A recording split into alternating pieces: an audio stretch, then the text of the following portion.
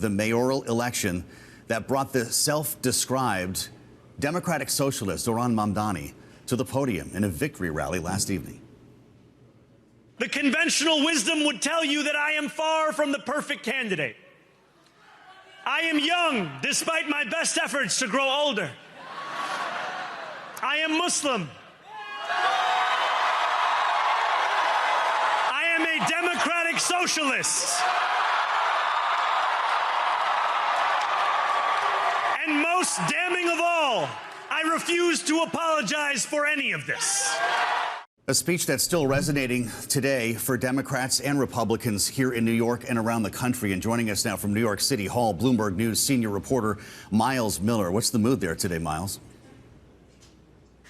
Oh, yeah, it's a mood of transition, right? We know that Zohran Mamdani has to move quickly within the next 2 months to get his team in order. And what we're hearing is that this team will look a lot like 2 city halls ago, the city halls of former Mayor Bill de Blasio, trying to bring in some of the firepower and some of the strong management and government experience that his opponents throughout the race said he did not have. What we saw just moments ago was Zohran Mamdani naming his transition team, among them a name very familiar to viewers of this program, listeners of this program, Lina Khan.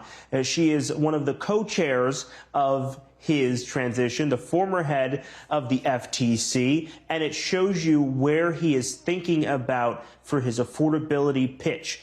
He said that he needed to bring up Donald Trump in his speech because he was going to fight against him, use the city's law department, the city's lawyers, in an effort to fight against cuts to city funding, to fight against ICE being in the city, and all of that. He also mentioned Jamie Dimon by name, saying he's willing to sit down and meet with him to figure all of this out about his affordability push. He said companies spend on average about $22,000 per employee in order to figure out how to do childcare for those employees, whether it be Bright Horizons or whatever provider they use. And so he said that that is keen to the finance community in the city. He's also talked about raising the corporate tax and taxes on wealthy New Yorkers.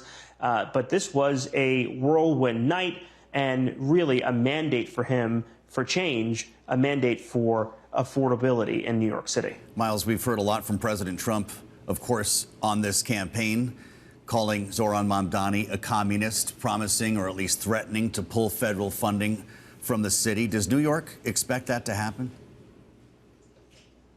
I think that they're going to have to get ready for that. So the transition has a lawyer right now, someone who is very close to Mamdani, and he will have to work with Mamdani on how to come up with the messaging around any pullbacks of funding. And then when he takes office on January 1st, I think one of the first things he has to do, besides his first deputy mayor, is get that corporation counsel, get a tough lawyer in office to figure out how they're going to fight back against Trump, because that's going to be what the city does. We saw just a few months ago when the federal government under Elon Musk and Doge literally pulled back money from the city's account because of the handling of the migrant crisis here in the city.